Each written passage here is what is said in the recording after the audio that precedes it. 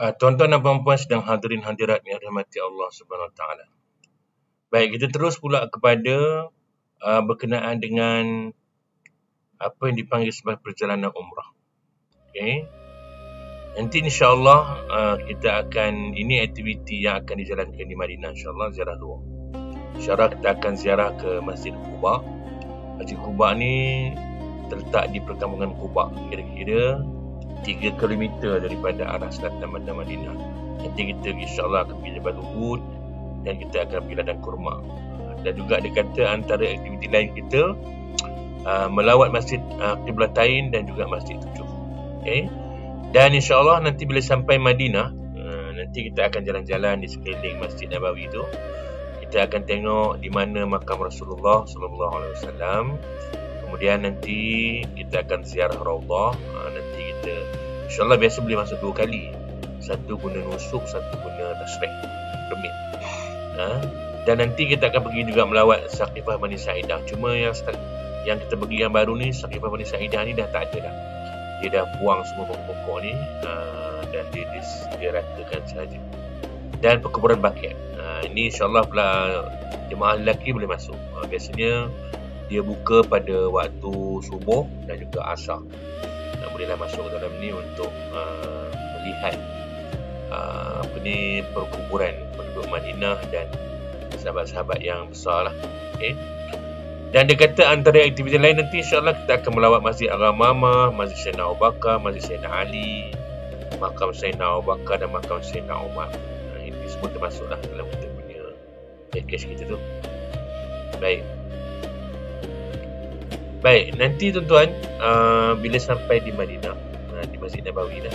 Okay, Masjid Nabawi ni tak adalah Kaabah kan, tapi Nabi kata man jaa masjidi hadza lam ya'tihi illa li khairin yata'allamuhu aw yu'allimuhu fa huwa bimanzilahi al-mujahidi fi sabilillah wa man jaa li ghairi dhalik fa huwa bimanzilati ar-rajul yanzuru ila mata'i ghairi.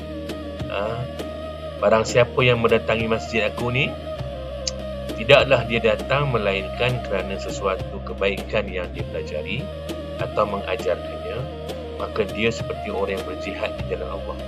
Dan barang siapa yang mendatanginya disebabkan selain daripada itu, maka dia seperti seorang yang melihat barang milik orang lain. Maksudnya kalau datang tak buat apa-apa, macam tengok barang orang, cantik tapi bukan hak kita, tak dapat kayak gitu. Jadi ambil kesempatan nanti di Masjid Nabawi, buat amalan yang sebanyak-banyaknya lah. Okay. Ini hari keberkatan ke Mekah ni. Ini perkara-perkara sunat sebelum kita berniat ihram. Seperti mana yang terangkan sebelum ni, perkara sunat dilakukan sebelum kita berihram. Benda-benda ni semua boleh buat di rumah sebelum kita naik ke air lah.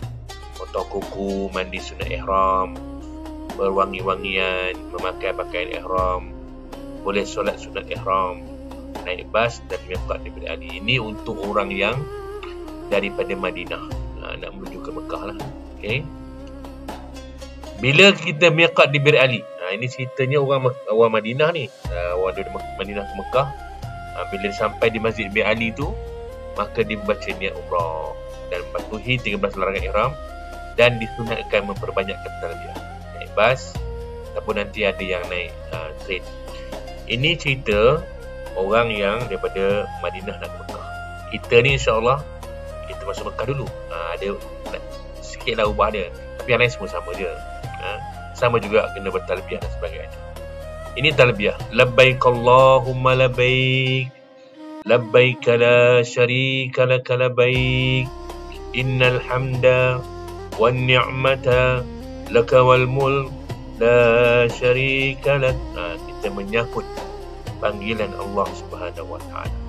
Ini sunat dilakukan sebanyak-banyak mungkin bila kita dah memulakan niat umrah kita. Bila kita berniat umrah, sampailah kita nak memulakan tawaf. Bila kita nak tawaf tu, maka kita berhenti dah bertalbiyah. Okey, yang ini bila kita sampai ke Tanah Haram nanti. Biasanya bila sampai di Jeddah, kita naik bas ke Mekah, ke Masjidil Haram. Bila kita nampak sahaja ni, apa ni, baju tanda Mekah ni, maka kita baca doa ni. Allahumma ja'li biha qarara warzuqni biha rizqan halala. Ni buku doa ni ada dalam buku yang dibekalkan oleh pihak juara kepada tuan-tuan. Tengok keadaan nanti, macam kalau sesuai kita baca kuat-kuat dalam bas, ataupun macam kalau mungkin ada masalah mikrofon ke apa semua, kita masing-masing baca dekat buku masing-masing. Okay? Tak dapat baca yang Arab, kita baca yang Melayu dia. Ini yang akan dia bahasa Melayu. Mudah-mudahan Allah Ta'ala beri kebaikan kepada kita. Baik. Okey, yang ini apa? Doa memasuki Masjidil Haram melalui Babus Salam. Bila kita masuk ke Masjidil Haram tu, pintu Babus Salam tu, baca doa ini. Allahumma antas salam wa minkas salam fahayyina bis salam wa adkhilnal jannata daras salam tabarakta rabbana wa ta'ala ya zal jalal wal ikram. Allahumma aftah li abwaab rahmatik wa maghfiratik wa adkhilni fiha bismillahi walhamdulillahi wassalatu wassalam ala rasulillahi sallallahu alaihi wasallam. Kalau tak boleh baca Arab pun baca yang Melayu. Ini disunatkan baca. Okey. Ambillah kesempatan. Baik, ini dia cerita kepada kita. Bila kita sampai nanti di Masjidil Haram, ada pintu-pintu yang selalu kita akan gunalah untuk masuk Masjidil Haram ni. Okey. Dan bila kita masuk Masjidil Haram nanti, bila nampak saja Kaabah, dia kata ketika menyaksikan Kaabah, dia bertahlil dan bertakbir sambil mengangkat tangannya ke langit dan berdoa. Kerana doa ketika melihat Kaabah adalah mustajab. Allahu Akbar, Allahu Akbar, Allahu Akbar. La ilaha illallah wahdahu la syarika. Lahul mulku wa lahul hamd wa huwa ala kulli syai'in qadir. A'udzu bi rabbil bait minal kufri wal faqr wa min azabil qabr wa dhiqis sadr. Wa sallallahu ala sayyidina Muhammad wa ala alihi wa sahbihi wa sallam. Allahumma zid baitaka hadza tashrifan wa takriman wa ta'ziman wa mahabbatan wa rif'atan wa birra. Wa zid ya Rabb man syarafahu wa karramahu wa azzamahu mimman hajjahu wa a'tamarahu tashrifan wa takriman wa ta'ziman wa mahabbatan wa rif'atan wa birra. Ini arti dia. Ya Allah yang Maha Agung, Allah yang Maha Agung. Ini arti dia. Jadi nanti kalau tak dapat nak baca yang Arab tu, kita bacalah yang Melayu. Boleh baca dapat buku tu. Pun kalau tak ada baca yang dalam buku tu pun tak apa.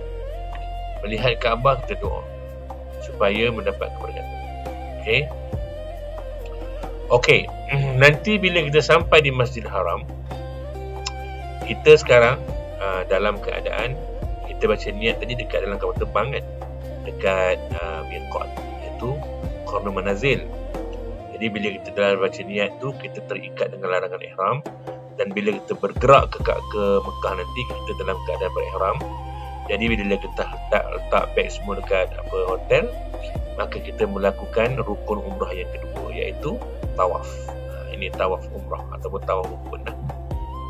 Kemudian kita buat mengerjakan sa'i umrah. Kemudian dah siap sa'i ini, kita akan bergunting atau bercukur. Jadi kalau lelaki, afdal kita bercukur lah, buang semua rambut, dan juga mestilah tertib semua rukun. Jadi yang tertib tu penting tu, maksudnya mendahulukan perkara yang dahulu, kemudiankan perkara yang kemudian. Maka setelah itu bebaslah kita semua daripada larangan ihram. Baik. Bila kita duduk di Mekah ni, InsyaAllah nanti kita akan ada jadual-jadual yang telah ditetapkan oleh pihak juara. Antaranya, sebelum ni kita ada majlis makan malam. Tapi saya rasa yang terbaru ni kita mungkin ada perubahan sikit. Tengok nanti dia akan berubah apa. Dan nanti di sana banyakkan amalan seperti tawaf sunat, umrah sunat dan lain-lain. Kemudian ziarah sekitar Mekah nanti kita akan buat. Dan jalan-jalan syukur iman di sekeliling Masjidil Haram juga kita akan buat, insyaAllah. Apa lagi nak cerita di sini? Habis. Okay, kita berhenti dulu setakat ni. Nanti kita akan sambung lagi pada yang siri yang ketiga untuk kita melihat lebih detail berkenaan dengan rukun-rukun dan wajib umrah nanti, insyaAllah. Wallahualam. Assalamualaikum warahmatullahi wabarakatuh.